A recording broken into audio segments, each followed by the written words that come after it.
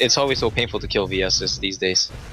Well, he'll spawn up in 8 seconds time, but at the same time, so will Batrider. The Wisp can also relocate in. They're coming out for this, man. They're coming out to fight. They're going to know that Roshan's being done. The mass wards are in. Relocate. Are they ready to go? They're getting themselves in range. There's a Hex already used on Roshan. The job's not done yet. 12 Funnick, you can see a flame break. Is he just going to go in? Roshan snatched. Funnick got him. He'll trigger the Aegis, the Immortal, and they might just try and fight from inside the pit. The mass wards are still here, however. Cedo needs to get himself out, and Funnick triggers the BKB. The last two will go, but he swapped him out.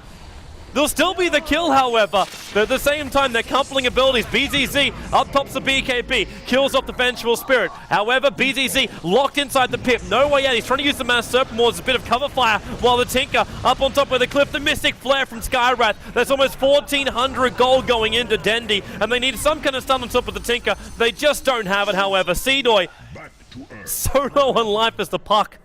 He's going to be in the back lines. He's going to be able to spam well, so long as the team protects him. And he has massive amounts of movement speed, especially in conjunction with the Wisp. Granted that the Wisp chooses him instead of the... They're coming into battle. They see BZZ a little bit too far out. Blink BKB, and not on Viper, but Vorce trying to buy his space, and got him! Oh, Funnick! All he wanted to do was just tether into that one. He got obliterated. The Viper gets his Meg Charge up, and now he's battling up against Dandy. Shackled up, controlled up. The wards are there. They're pushing Yol back out of the Mass Open Wards, and now Vanskor, his relocate's coming off. Actually going to drag a Vorce back in a moment. He had to tether that one off. And Seedoy low on life. Funnick can get rid of him. Double kill for him.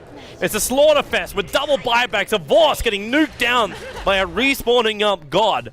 Oh, they're coming mid. Is perfect. They're coming mid. Blink. He couldn't get Funnick. He couldn't get Seedoy. However, Funnick getting trapped out. The relocate's coming in. Funnick, the fidget from the Earthshaker out to hold him in position, but there's a lot of damage from that Skywrath Mage. He's out of mana for his Mystic Flare, but the orb damage keeps coming out, and that's going to be a double kill for Dandy. Seedoy locked inside the river. He's trying to orb himself up to safety. Jotum's right next to him. The Rod of Howie's slowing him down.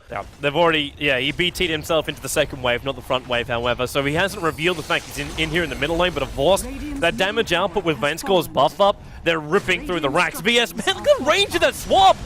Okay, that Shaman's a sad man, especially. Also, Jotum, he dragged him into the secondary Mystic Flare. I think this is over. They're losing too many of their supports. They don't have their cores up and running. Shaman's the only man who has a buyback, but what's he going to do? Buyback and give him Mass Serpent Wards? That's all he can do right now. They're going to beat into the tier 3 tower on the bottom, into the range racks as well. And this is going to be Na'Vi taking a double rack. So they go a little bit more defensive here, or do we go balls deep? Oh, I think they just play it safe on both teams. They know that they can't hold the racks on the side of VP. VP this game overall was they just payed too passively in the mid game when they had the advantage. Oh, Vorce, the BKB's gonna go. They found God. All he did was just E-Blade Dagon an illusion.